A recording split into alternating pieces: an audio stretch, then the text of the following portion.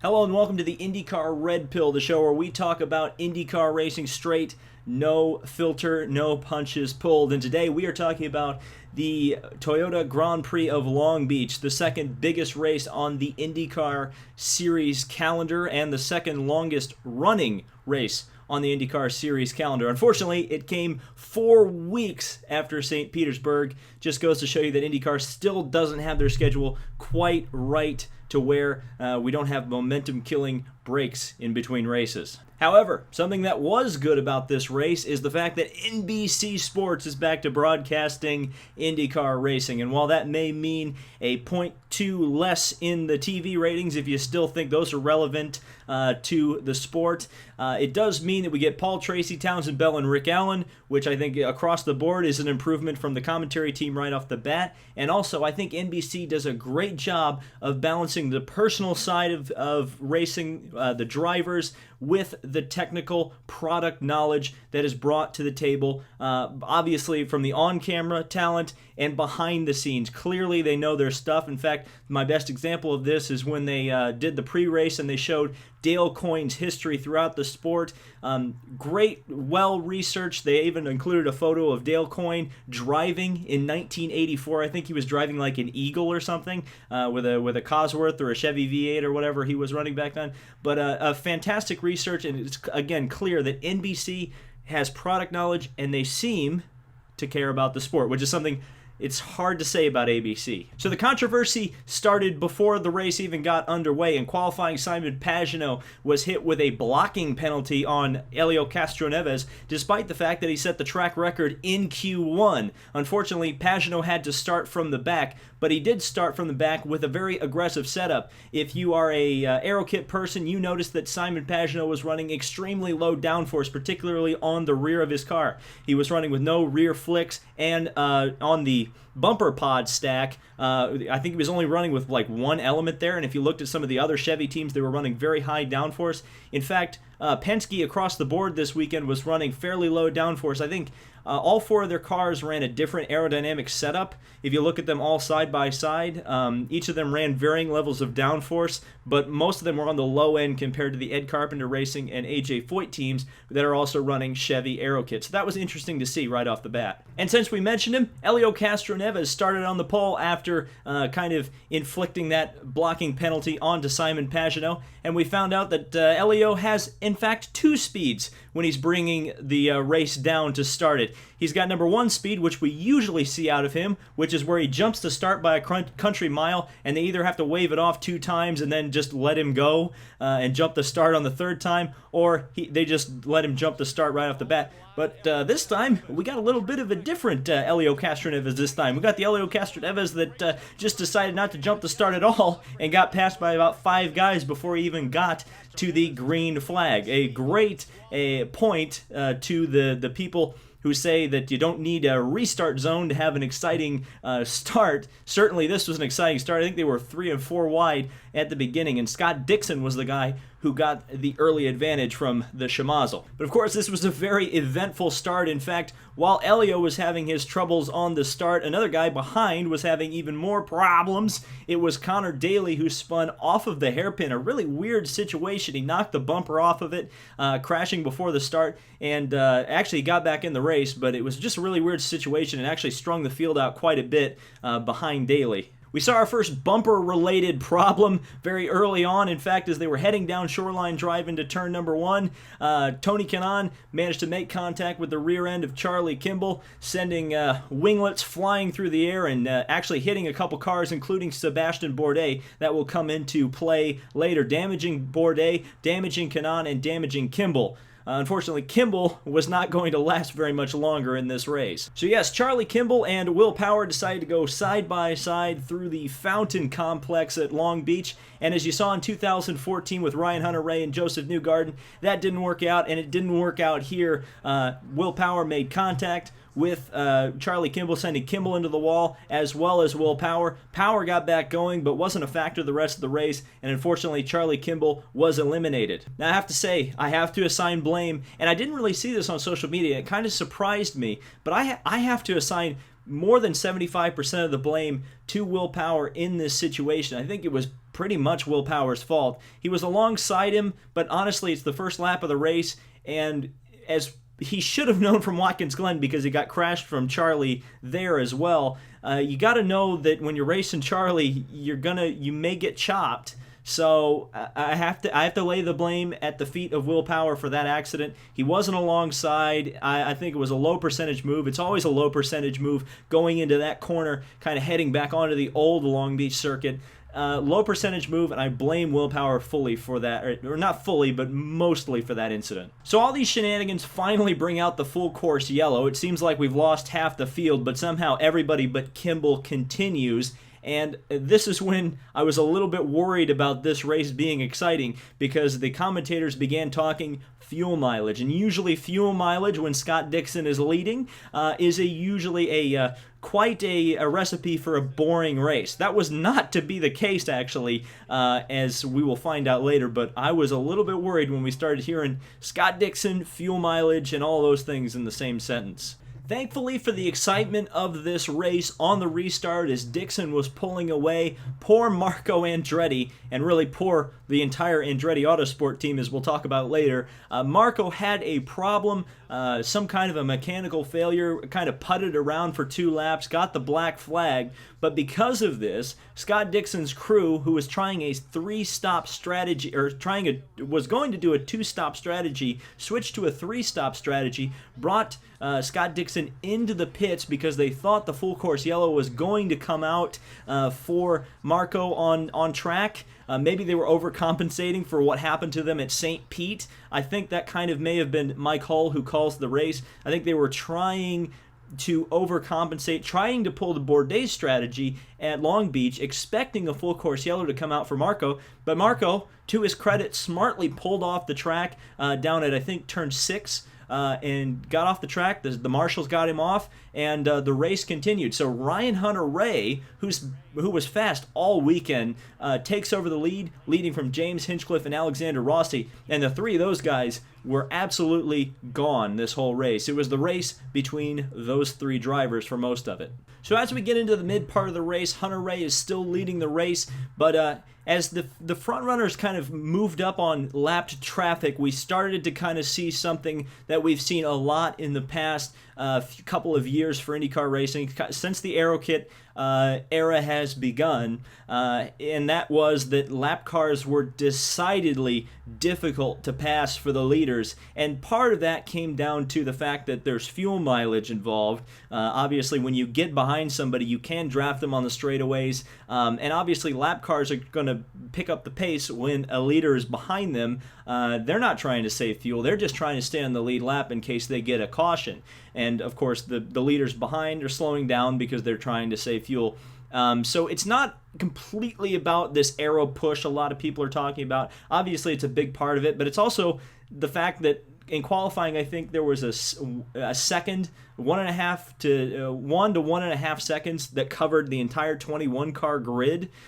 So you have to realize that every driver and every car is more or less, within a second of the race pace. So they can pick it up and slow it down depending on what their fuel strategy is. So when you get those lap cars in there, you're going to end up with a situation where it's very difficult for leaders to pass lap traffic, particularly on a tight street circuit. I was worried for a second that this was going to ruin Ryan Hunter-Reay's race. Just turned out that something else ruined it later on. So while all this is going on, I'm thinking Ryan Hunter-Reay is going to lose this race because of the lap cars, because Dixon on a 3-stop strategy is absolutely flying. He's not really concerned about saving fuel, but unfortunately it looked like he didn't conserve his brakes quite as well, because there was a couple camera shots, and NBC didn't actually pick up on this, and I was kind of surprised that they did. I actually tweeted at them trying to get them to notice this, but going into turn 1 a couple times, I noticed that Scott Dixon's right or left front brake was profusely smoking, lots of brake smoke out of the brakes there.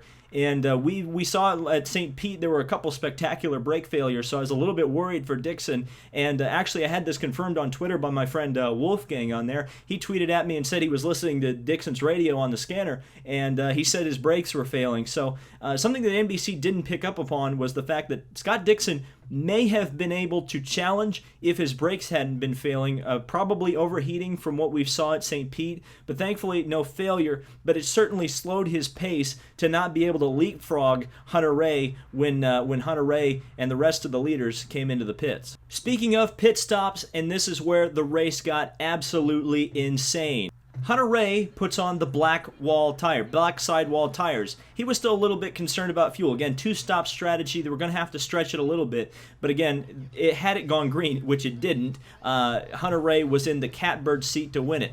But because Hinchcliffe was going so fast, once he got in clean air for that one lap that he stayed out versus Hunter-Reay, he was actually able to leapfrog him out of the pits. He puts on red tires. So does Alexander Rossi, which is crazy because Alexander Rossi then goes on a tear. It looks like he's going to win the race. He passes RHR around the outside, and in fact, before they came into the pits, he had actually overtaken Hinchcliffe for what was essentially the lead at that point. I believe Dixon was leading at that point, but Rossi had passed Hinchcliffe on track. They'd come into the pits. Rossi's crew actually lost him the lead from Hinchcliffe, and when they get back out there, Rossi drives around the outside of his teammate, Hunter-Reay, down into turn 7, a fantastic move, and it's looking like he's on his way to win. It's the first time we've really seen Rossi get that race-winning pace. First time since the Indianapolis 500 anyway. A lot of people say it's a fluke win.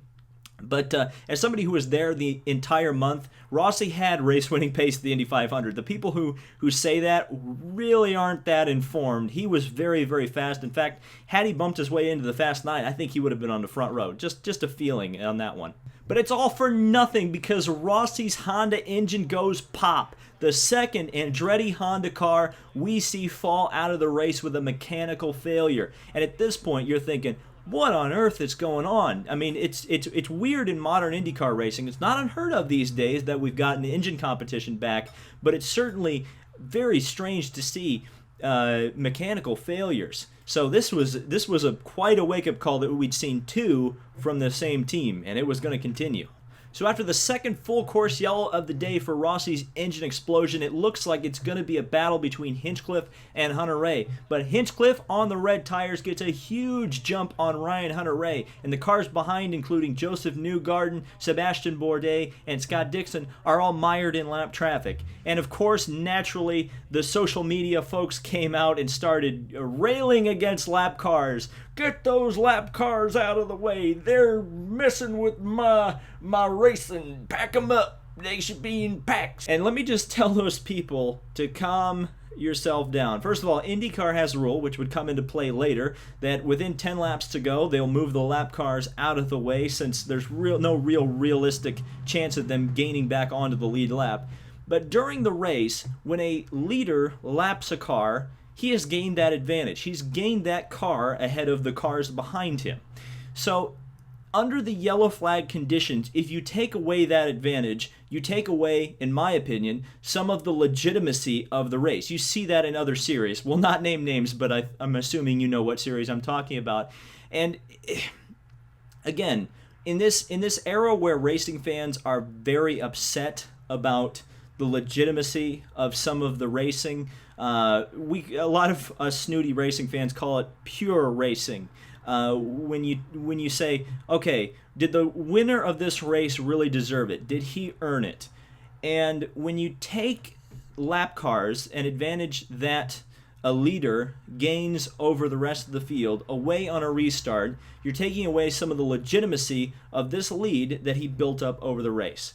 And to me, I don't necessarily have a problem with them waving the lap cars to the back, again, within 10 laps to go, because like I said, there's no realistic chance that they're going to get back on the lead lap and back into contention. But waving all the lap cars around in some lucky dog thing or moving them to the back on every restart is illegitimate. And I'm glad that IndyCar does not have some sort of lucky dog or, on the opposite spectrum, move the lap cars to the back rule. I think that is the best way to handle it. You have to let the leader have the advantage that they have.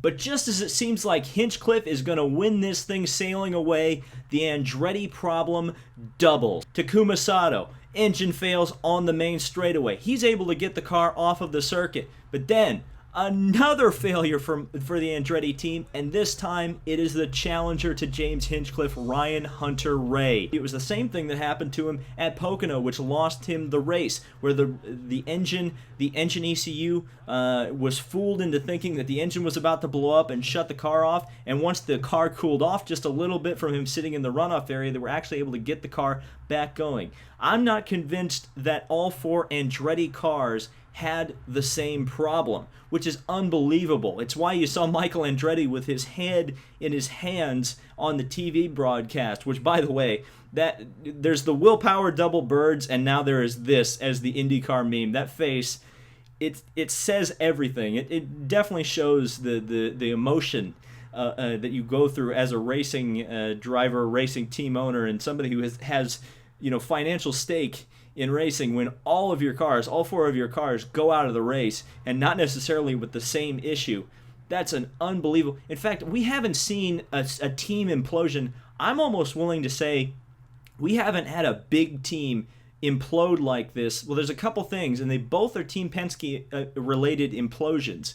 I'd say we saw Milwaukee one year, where the rear wings both failed on Helio Castroneves and Sam Hornish's car. That, I think, was a major team implosion. But also, and I hate to bring this up, but I think it's Team Penske's 95 Indy 500, just that level of a failure of an entire team. We just haven't seen that in a very long time. So it was absolutely insane to see that from modern IndyCar racing, and certainly from Andretti Autosport, which this year looks like they're poised to be the big team. They're with the manufacturer now that is the dominant one, and they're still not having any luck. It's really incredible. So the race gets back underway, and the shootout we think we're going to have with Sebastian Bourdais, James Hinchcliffe, and Joseph Newgarden doesn't end up happening. Bourdais kind of screws up on the restart, tries to lag back a little bit to get the run onto the shoreline drive,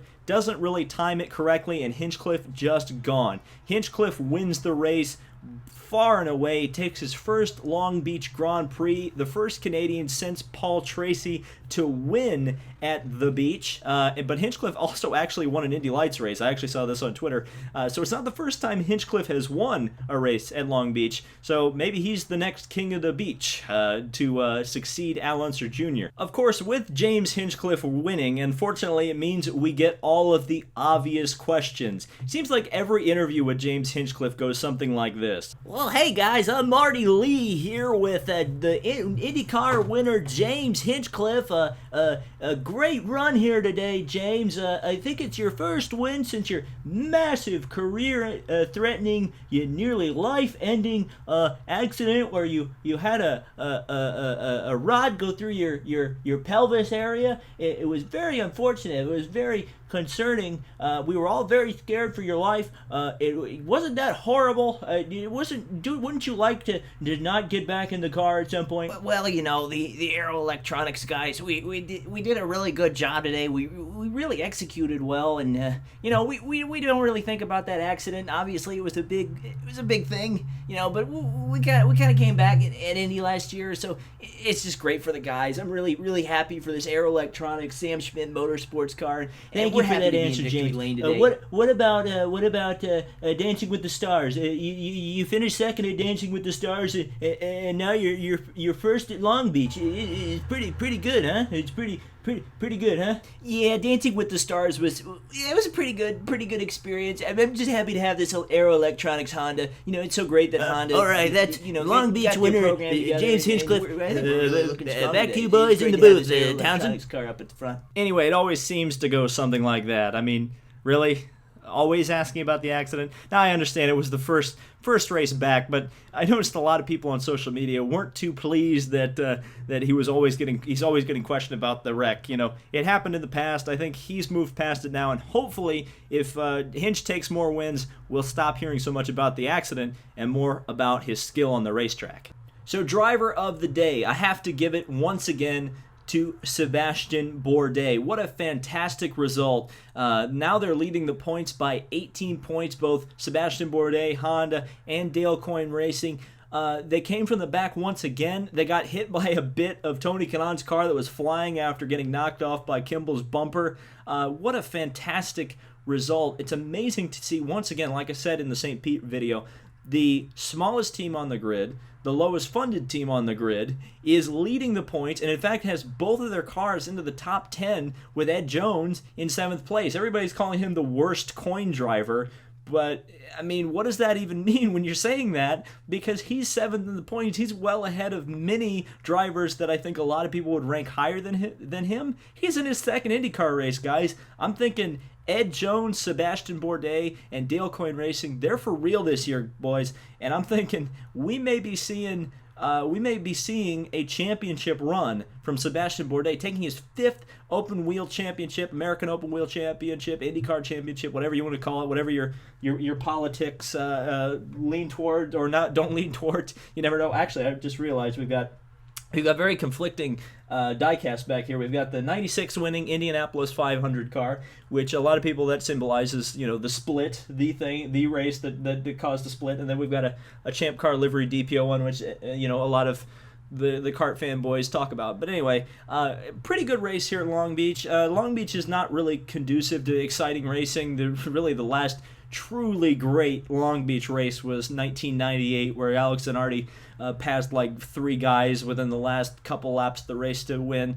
But I'd say this is definitely in the top half of Long Beach has ever held. I think it was a fun race, and Barber is next. And Barber is usually one of the best races of the year, so I cannot wait for that race. I love comments, so be sure to join the conversation down in the comments below, and like the video if you did enjoy this, because it's always fun talking IndyCar. It's always fun to listen to the discussion and listen to you guys and your opinions on the points that I bring up, because it's always good to have a second opinion. I'm not always right. I'm just right most of the time. So thank you guys so much for watching. This has been the IndyCar Red Pill and David Land. Be sure to subscribe for more racing content coming very soon to the channel. So thank you guys so much for watching, and we'll see you in the next video.